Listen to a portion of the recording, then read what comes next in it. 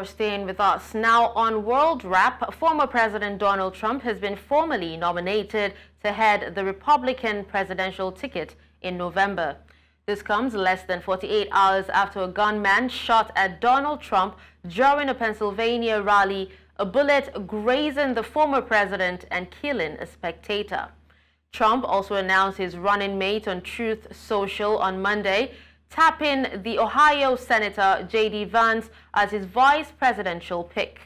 Vance, who once called himself an anti-Trump Republican, has since become a fervent supporter of the former president.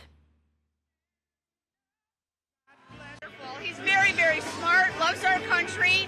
He is very dedicated. He's been an incredible patriot. He came from nothing in his life and really very, very poor when he was young and came up as in part of the American dream, okay, was able to achieve great things. He has a great vision for America. He's very strong. We feel very, very confident that he would be able to take over as president in 4 years, which is important. If you're going to be a vice president, anything could happen. We love him. He's absolutely just a perfect choice. For more on this, I'm joined by our international correspondent Afua Hagan. Hi Afua, what can you tell us about Trump's pick for his running mate JD Vance? Well, JD Vance was a bit of a surprise pick at 39 years old. A lot of people thought that maybe Trump might go for Nikki Haley. And actually, JD Vance, in the hours after the assassination attempt on Trump, blamed the Democrats, which is something that Donald Trump is trying to stay away from. And actually, he has been talking about lowering the temperature and lowering the rhetoric. So JD Vance, as we know, he was once a very bitter critic of Donald Trump as well, called him an idiot and reprehensible, compared him to Hitler in a private message on Facebook. He's also someone that really opposes the US's support for Ukraine in its war on Russia. And this is something that will really appeal to a lot of Trump allies who feel the same way. He agrees with Trump's contentions about free trade that have hollowed out Middle America and cost Middle America a lot of jobs.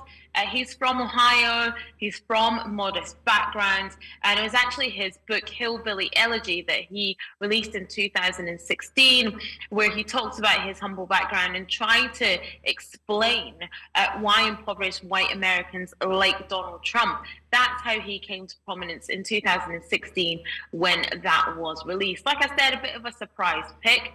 Someone who's going to have to explain how he's gone from quite a staunch Trump critic to someone who's now prepared to stand beside him all the way through this election cycle as his vice president pick.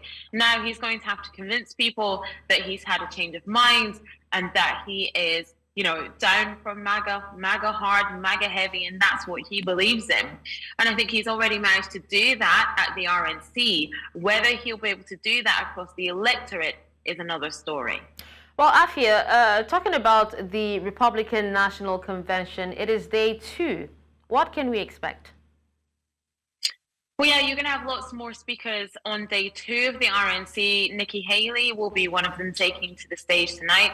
You can expect people to be talking about Trump's heroism, and resilience after that assassination attempt over the weekend. Now, there was whispers yesterday that, of course, we know that Trump has changed his speech, which he'll be given later on this week, but also that he'd ask speakers not to change their speeches too much and not to dial up that rhetoric that we spoke of, not to try and blame the Democrats and to continue these calls for unity.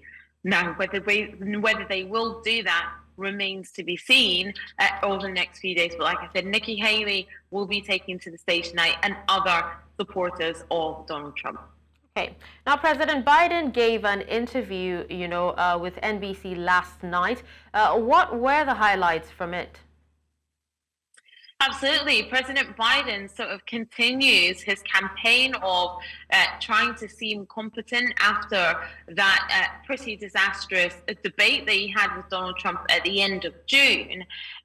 He has continued talking about unity, continue talking about the need to come together. But he has to realize that he faces an energized Republican Donald Trump campaign. So he's trying to re-energize himself as well in more ways than one. And saying that, he's only 3 years older than Trump, his mental capacity is as good as it's ever been, saying that millions of Democratic voters selected him in the primaries, and he was also listening to them. He was also quite defensive. He was asked if he was getting back on the horse, after that disastrous debate. And to which he replied, I was never off the horse. I have been there, been at the forefront, and asking the interviewer, where have you been? He also said that the bullseye comment that he made about Trump was a mistake. He told supporters, it's time to put Trump in the bullseye. This was before the assassination attempt, well before that. And he explained that comment away, saying what he meant was to put the focus on him, focus on his policies, and focus on the number of lies he told in the debate. So President Biden and the Democrats are on the back foot at the moment, and they are continuing this campaign of trying to show strength and unity, but they also need to re-energize their campaign as well, the same way that Donald Trump and the Republican campaign has been re-energized by this assassination attempt. All right, thank you, Afua, for that update.